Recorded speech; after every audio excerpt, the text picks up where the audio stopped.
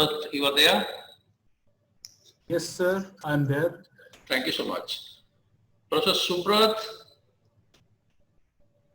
a fabulous teacher, I would start with the word, a very effective teacher with sharp acumen, unique connect, and also an avid sports lover. I'm going beyond what he had given me. And he brings in more than 23 years of experience of industry, management consulting, teaching, and research experience. In industry, he served many leading organizations in the capacity of vice presidents. Then he thought of switching over to academics, where he is doing now wonders. And as family members from KIT must be knowing, he was really very, very successful here. He is former colleague and he served KSM as a very affectionate, effective teacher. And last but not the least, he's a very avid cricket commentator. I think many of us may not be knowing. And for the information of others, those who are listening to us, and me and Subrat used to attend students' friendly cricket match, and the students were right in awarding both of us fan of the match. I think Professor Subrat remembers. I'll be taking one more sentence. If I am correct, Professor Subrat, I think our first interaction was when you visited our campus. Perhaps there was a pleasant coincidence that I was given task of introducing yourself to the audience when you delivered a speech as industry expert in KSM auditorium. Over to you, Professor Subrat. Thank you, sir. Thank you, Professor Subhuti, for the nice words that you have given to me, and more importantly, this opportunity to participate in the webinar. I would also first like to, I can see so many luminaries there, and Honorable Vice Chancellor, Professor Mahanti, Namaskar, Pro VC, Madam, I think, I don't know whether she's there, but I heard her speak, Registrar, whom I met earlier as the examination, what do you call the designation? I don't know, I don't remember. And Professor Bajpai, Professor Saroj Mahapatra, who gave a fantastic, coverage to the entire thing, and I think he summed up everything for this webinar. Straight without wasting any further time, I will just start off with my theme and topic, and I think I can do some sharing of the PPT also, sir. Can I? Right? I can do that. Yes, please. Can you please enable that function for me? Just now enabled. Please share. Okay. So I've got a brief PPT of my topic, which I have now put it up on the screen for you. And yes, so yes, that's it. So I think that is what is my topic. And before I start, I would like to thank Professor Saswat Biswas from IRMA, and Professor Biswas' theme actually and mine are complementing. But the nature of the schools are different, and therefore the nature of the topics are also different, and I think they unify into one. If I look at the essence of what Professor Biswas talked about, he brought about very strong dimensions in his theme, and he talked about social capital. He talked about digital divide, fantastic, and therefore he talked about the implications of a lack of digital divide in India, and how therefore it is going to have implications through education, and especially school education, and what would be the impact of that, and which is threatening. Yeah.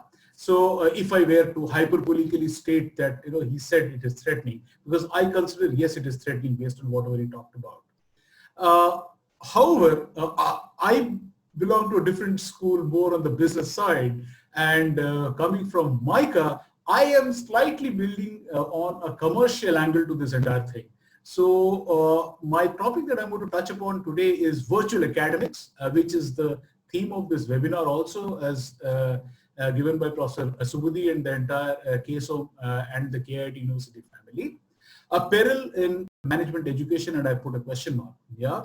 So what essentially I'm going to talk about in my theme is today, and very interesting. Somebody, one of my acquaintances from Flame University in Pune passed on today a message in the morning to me, which talked about the closure of the MBA program at the Granite School, Purdue University.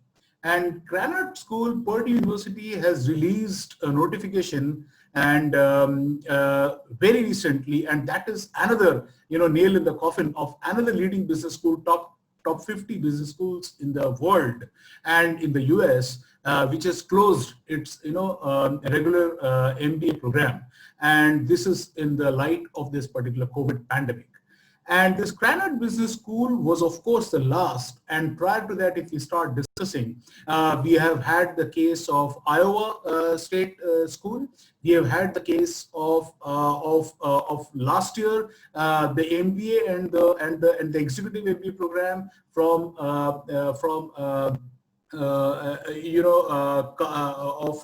the University of Illinois Urbana-Champaign. They closed their program last year. Missouri University in April closed their program, MBA program. So we are seeing a lot of MBA programs globally are closing down. And can somebody have imagined maybe 5 years back, 6 years back, that Granite School of Purdue University is going to close their MBA program? Can somebody, people who vouch for a program from Illinois Urbana-Champaign and imagine that, Urbana-Champaign, I am an alum from Urbana-Champaign, and the school is closed?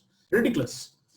On top of it, if I listen to again and highlight what Professor Biswas talked about, and I have had the opportunity to work with Eli Broad School from MSU, and he talked about the hybrid model of Eli Broad, of Michigan State University, and online plus offline mode of teaching. So therefore, how are business models getting reinvented? How is the mode of execution of the program getting reinvented? That is what is becoming most important. So I go on to my first slide, and I know I have a time limit of about 10 to 13 minutes at service only. So in this COVID-19 pandemic, we are seeing that there are a lot of businesses that have been disrupted, and we are seeing reconfiguration of relationships and value chain activities. So many value chain activities are getting reconfigured, realigned, readjusted, and faster an organization is able to realign itself and reorient itself, it accustoms itself better, and the resilience is higher. So the trick of the trade is, if you have been able to build in resilience, and by reconfiguring your relationships and realigning yourself in the face of this particular COVID-19 pandemic. So those business schools who have been able to do that much faster, much better, have been able to realign. And that is where I take a cue from what Dr. Sasmita Samanta talked about. And she said that March 14th and March 17th. March 14th was when, we closed the university, and March 17th, we started off online classes. Professor Subrat said, I got a permission of using a webinar with Zoom of 1,000 odd license permissions. Fantastic. So that is the ability of any institution which is able to break barriers, is able to break shackles, and is able to realign and reconfigure these value chains. And that is where, I'm just extending this argument of Professor Subudi and saying, I just read a newspaper article yesterday in Times of India, which talked about businesses are coming up and they're using the name Zoom. So while earlier people would talk about, say Amazon or Flipkart or those kind of names, popular names, now they're saying Zoomified, Zoom something, Zoomed. So anybody who's wanting, you never know, after this COVID-19 disappears, maybe 3-4 months down the line, restaurants will come up, and so many restaurants on the road, if you walk down, and fast food centers, they could be called Zoom. Is that the new normal, is the question that we are asking. Now let us look at the business models and revenue streams of different universities across the US, in India. I'm sure every university today, every institution, standalone institution, has stopped any form of hiring, recruitment, any discretionary spends. All of them have gone for a toss. If you look at US universities, huge pressure on US universities. US universities, earn a lot of revenue from the different sports programs, from the baseball games, from their football games, right? Now, sale of memorabilia, sale of t-shirts, sale of jackets, all those kinds of things. Now, all of them have stopped, and that's a huge hit. I was talking to a senior faculty in one of the tech universities in the US around Washington area, and he said that, you know what, we are losing revenues to the tune of about $2 to $3 million. And that is all to do with our sports programs. And now the challenge on us is to get students. And I, as a head of the department, have been asked by my director that I need to call up the students who have taken admission and coax their parents that, you know what, don't leave the university, join the university. Yes, we are going to do virtual programs, but virtual programs are not going to be something where you will lose an education. Your education, we are going to do everything to make sure that you are not losing on any component of the education and so on. So that is the challenge that is going to fall on different stakeholders. So faster the realignment happens of the institutions, the faster is the ability, or better is the ability for the institution and the stakeholders and the universities to realign themselves and to adjust to the new normal and to stay afloat and may not have to announce that, you know what, I'm closing this program. And I'm not trying to threaten anybody, I'm just cautioning, and these are the words of caution. Harvard Business School postponed all executive programs till at least August 29, 2020, till further notice. MIT, on the other hand, is still in discussion whether they're going to call all the students, undergraduate students, to campus in September or postpone further. They're yet to decide. In India, let us come to IIMs and ISBs. I'm just talking about management education because the webinar is being conducted under the aegis of the School of Management under KIT University. And IIMs have, in India, postponed the admissions to, July and contemplating classes to start in September. Of course, nobody's talking about physical classes yet. And even the AICTs and the UGCs have raised norms that, you can only start by August, and probably announcements are going to come subsequently. So therefore, the new normal of virtual academic, so is that going to remain for good, or is it temporary? So are we going to see virtual academics in management education to continue even longer? Has there a disruption happened by force?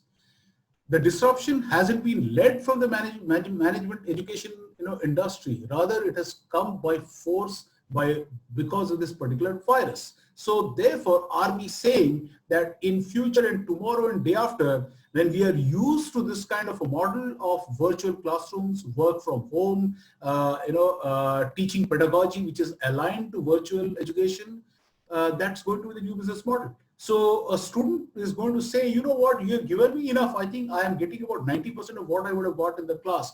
Hypothetically speaking, why should I pay 50% extra?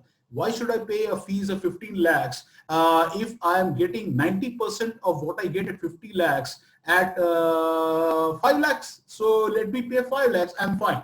And if I'm employable, I'm employable. And if I could get a PPO working on an internship for Bajaj, working from home, then what's the point? Why should I, go ahead and work in the field, and why do I look at teaching in the classroom?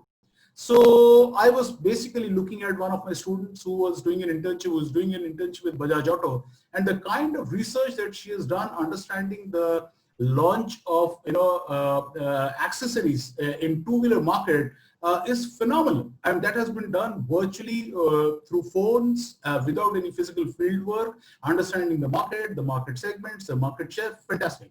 So if that is what is possible virtually, sitting at home and ringing phones, virtually, then I would rather pocket the internship amount without spending any money and operate from home. So therefore, have we disrupted the business models? Have we disrupted the market? Have we created a new market where the elites and so-called the rich who can afford a 15 lakhs fees, or maybe take bank loans and repay it later, take the advantage of the tax benefit that government gives, and take an education costing 20 lakhs, 25 lakhs, instead of those who now are going to go to the business school paying 5 lakhs. So is that a new market that is coming up? Have we started looking at a lower tier of the market which is now accessible, and therefore elitist education isn't going to be more going down to the bottom of the pyramid? So has a disruption happened? So now that is another question to be answered. So with this, I come to my last slide, Professor Subhuti, and I will be maintaining my time. So essentially, I would bring about 2 points finally, and here I'm touching on Clayton Christensen's disruptive model of innovation. 2002, Christensen et al. Talked about how business models can be disrupted by either creating new markets or disrupting the business model. So either I create a new market, or in the existing market I disrupt the business model. So therefore, has a disruption happened because of this COVID-19? It has created new market where the elitists are left out, and it is the rural poor, touching upon Professor Biswas. Rural poor is a wrong term, negative connotation. What I meant is the rural intelligent, which says, you know what, this is accessible to me because it is cheaper and I can pay. And I can do that. My father can sponsor it. So let me look at an education from an allied institute like an IRMA or a MICA or an IIM or KIT School of Management. And has the business model therefore changed, and schools cannot charge a high fees? Why do you want to charge me 20 lakhs? 5 lakhs is enough. Virtual mode, come to the virtual classrooms. So all that infrastructure has been built and acres of land that they've acquired, what will happen to them? Would you go ahead and start converting them to real estate, or start leasing them into warehouses for Walmart and Flipkart, and start running some, what would I say, startups from there? Yeah, incubation centers. Well, that only time will say. And that is what I thought. And more importantly, if that happens, that disruption does happen, then complementary businesses grow. Complementary businesses in terms of Zooms of the world, in terms of telecom service providers, internet service providers, so that they are the guys. So I mean, Reliance will be even more happier, right? So those are the guys who would be happier and would be drawing the benefits of this kind of disruption. So with that, I would like to end my talk here, and thank you once again, Professor Subhuti, and the entire organization community of KIT. Thank you so much. Thank you so much. Actually, in conclusion, I will just have one sentence for Professor Subrat, particularly for the young student and scholar friend, those who have not listened to, attended Subrat's class, not in virtual mode, physical